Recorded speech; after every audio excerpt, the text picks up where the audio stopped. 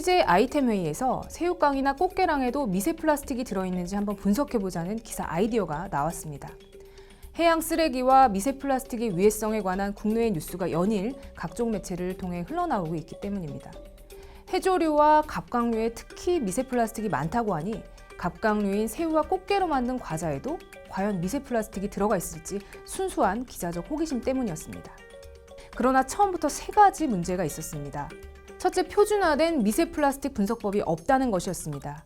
그러나 해당 분야 교수님들은 식품의약품안전처도 2022년 표준 분석법이 없으므로 최신 연구 동향을 반영한 최적화된 분석법을 이용해 이 미세 플라스틱을 분석하고 결과를 국민에게 발표한 만큼 최적화된 분석을 할 수 있는 기관에서 조사를 한다면 큰 문제가 없을 것이라면서 한국분석과학연구소를 추천했습니다.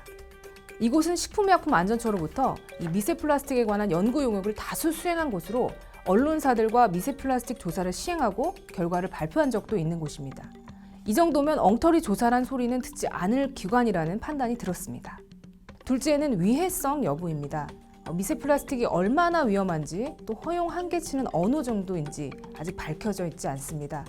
따라서 서로 미세 플라스틱이 엄청나게 나오더라도 건강에 위험하다고 단정짓기 어렵다는 것이 문제였습니다.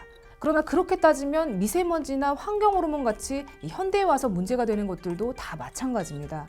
건강 위해성이 분명하지 않은 상태에서 논란이 시작됐지만 지금은 미세먼지나 환경호르몬 등에 대해 경고도 하고 규제도 하지 않습니까?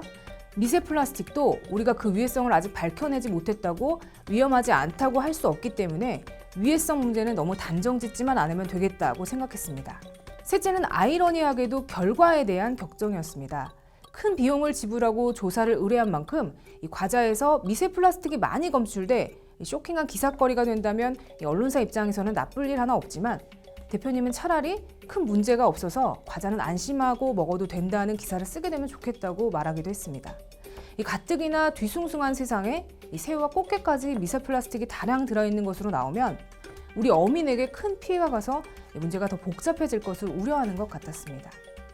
결과를 받아보니 충격적이었습니다. 2022년 식품의약품안전처는 국민 1인이 하루 16.3개의 미세 플라스틱을 흡입한다고 발표했는데 새우깡 한 봉지에 그 70배에 달하는 미세 플라스틱이 함유된 것으로 나왔기 때문입니다.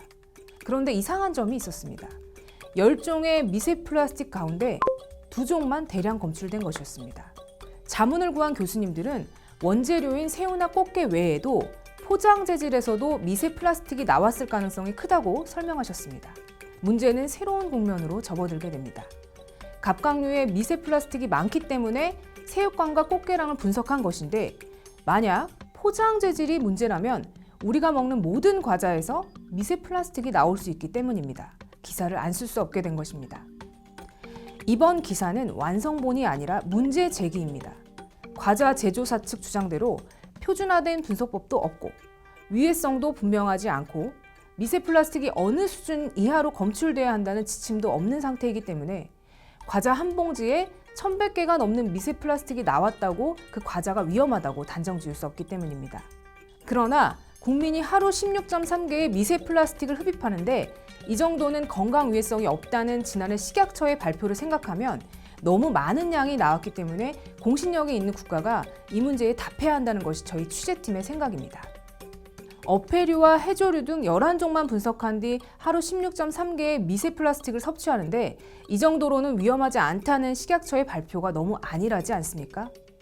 저희 취재팀이 11종에 포함되지 않은 과자에서도 이 미세 플라스틱이 다량 포함되어 있다는 문제 제기를 한 만큼 국가는 보다 과학적인 분석법을 개발하고 다양한 식품이나 포장 재질 속 미세 플라스틱 함유 실태를 조사해서 국민들이 어느 정도의 미세 플라스틱을 섭취하고 있으며 그것이 위험한지 아닌지, 위험하면 어떻게 규제해야 될지 답을 내놓아야 할 차례입니다.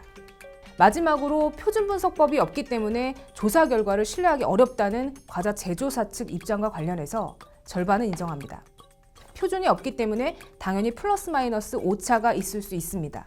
이렇게 분석하면 그보다 적게 나올 수도 있고 저렇게 분석하면 그보다 많이 나올 수도 있겠죠. 따라서 제조사라면 이렇게도 분석해보고 저렇게도 분석해보면서 안전성을 높여나가야 하지 않을까요? 그것이 국민에게 사랑받는 국민 기업의 자세가 아닐까요?